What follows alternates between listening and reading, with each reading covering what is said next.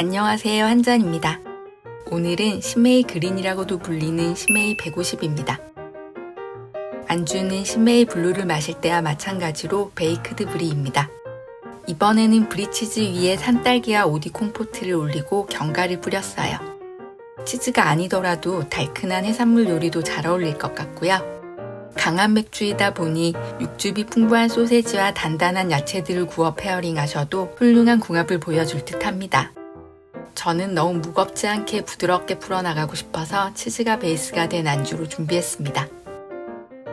서빙 온도는 6에서 8도입니다. 냉장고에서 꺼낸 뒤 잠깐 식혀서 드시거나 도수가 높은 맥주이니 천천히 드시면서 온도를 맞춰가시면 될 것 같네요. 잔은 고블릿잔에 드시면 됩니다. 없으시다면 와인잔을 사용하셔도 되니까 부담없이 즐겨보시길 바랍니다. 저는 신메이 전용잔을 마시도록 하겠습니다.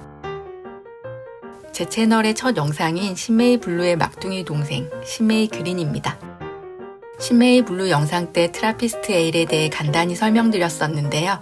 처음이라 너무 어설픈 영상이어서 차마 다시 보시라는 말씀은 못 드리겠고 간단히 답습을 해보겠습니다. 신메이 맥주는 수도원에서 수도사들이 금식 기간을 버티기 위해 식사 대용으로 만든 수도원 맥주입니다. 수도원 맥주들 중에서도 어센틱 트라피스트 프로덕트 마크를 달고 있는 공인된 트라피스트 에일들 중 하나고요. 트라피스트 에일들 중에서 생산량도 많고 인지도도 높은 데다가 대형마트에서도 쉽게 구매할 수 있어서 가장 편하게 만날 수 있는 친구라 할 수 있죠. 물론 가격대마저 편한 건 아니지만요. 하지만 구하기 쉽다고 해서 타 트라피스트 에일들 대비 절대 맛이나 퀄리티가 뒤처지지 않는 맥주입니다. 때문에 죽기 전에 꼭 한번 마셔봐야 한다는 트라피스트 에일의 입문으로 추천드리고 싶은 맥주이기도 하고요. 그런데 이 신메이 그린만큼은 마트에서 보기가 쉽지 않아서 큰 관심이 없으셨다면 처음 보시는 분들도 있을 것 같아요. 이 맥주는 신메이 맥주들 중에서도 가장 최근에 출시된 맥주입니다. 정식 명칭인 신메이 150이라는 이름도 양조장이 설립된 지 150주년이 되는 해에 이를 기념하기 위해 만들어졌기 때문입니다. 신메이가 수도원 맥주이기 때문에 신메이를 만든 수도원의 이름이 신메이가 아닌가 생각하실 수도 있는데요. 신메이는 벨기에 왈롱 지역의 에노주에 속해 있는 도시 이름입니다. 그리고 이 도시의 이름을 딴 신메이 양조장은 스크루몽 수도원에서 설립한 양조장이죠. 그러니까 신메이는 스크루몽 수도원에 그 기원을 두고 있습니다. 신메이 인근의 스크루몽 고원에 위치하고 있는 스크루몽 수도원은 장 바티스트 주르댕이라는 사제로부터 시작된 곳입니다. 그는 스크루몽 고원에 이 수도원을 짓기 위해 고군분투했지만 척박했던 땅을 빈손으로 일구기에는 무리가 있었다고 해요. 그래서 그는 역시나 트라피스트 에일을 양조하는 베스트말레 수도원과 베스트 블렌테렌 수도원의 대수도원장이었던 신메이 왕자에게 후원을 요청하죠. 왕자와 성직자들은 스크루몽의 수도원 설립이 지역의 경제적 발전에 도움이 될 거라 생각해 지원을 결정하게 됩니다. 그렇게 1850년에 설립된 스크루몽 수도원은 고아와 불황자를 위해 학교와 농장을 지었고요. 유제품 공장을 만들어 버터와 치즈를 생산하고 농장에서 수확한 밀로 빵을 만들어 인근 지역 주민에게 판매했다고 해요. 이는 지역의 경제적 발전과 지역민들의 생산활동 확대로 이어져 신메이 왕자의 후원이 틀리지 않았음을 증명하죠. 그리고 여느 수도원들과 마찬가지로 스크루몽 수도원도 맥주를 양조했어요. 1862년 수도사들에 의해 설립된 신메이 양조장은 스크루몽 수도원의 우물물을 끌어와 수도사들의 수행과 수도원을 방문한 손님들을 대접하기 위해 맥주를 생산합니다. 그리고 현재까지도 이 우물물과 전해 내려오는 전통 방식을 고수해서 만들어진다고 해요. 2012년 신메이는 150년 동안 축적한 경험과 쌓아온 기술을 바탕으로 150주년을 기념해 그린을 양조했습니다. 신메이 블루도 9도로 만만치 않은 도수를 자랑했었는데요. 그린은 여기서 또 1도가 더해진 10도입니다.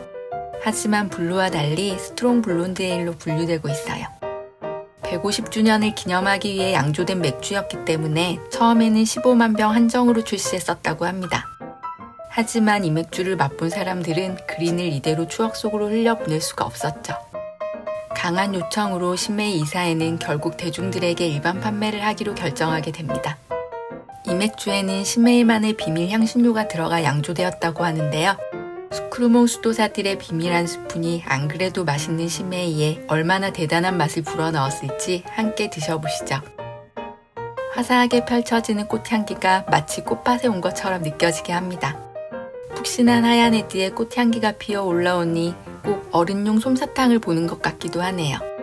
풍성한 꽃다발 같은 풍미가 입안 가득 채워지는 듯하다가 사탕이나 설탕 같은 원초적인 단맛들과 포근한 바나나의 단맛들이 밀려 들어오고요. 너무 여성스러운 게 아닌가 싶다가도 매운 후추의 알싸함과 쨍한 향신료의 자극, 그리고 스모키함이 강하게 이어져서 입안에서 화려한 향연을 펼쳐주네요.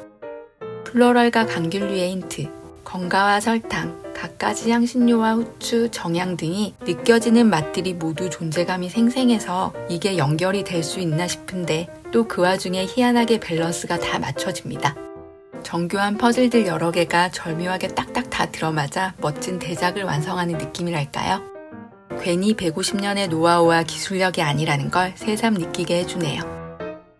벨지안 골든 스트롱 에일들이 전면에 나서 나를 드러내며 아름다움과 강함을 과시하는 느낌이라면 스트롱 블론드인 이 친구는 자신의 출신 가문을 완연히 의식하며 베일 아래에서 우아하고 고상하게 자신을 드러내는 느낌입니다. 성스러운 출신의 아우라는 마실수록 카리스마로 변모합니다. 그저 향기롭기만 할 것 같던 모습은 점점 사그라들고 확고하고 정렬된 맛들이 비중 있게 나타나네요.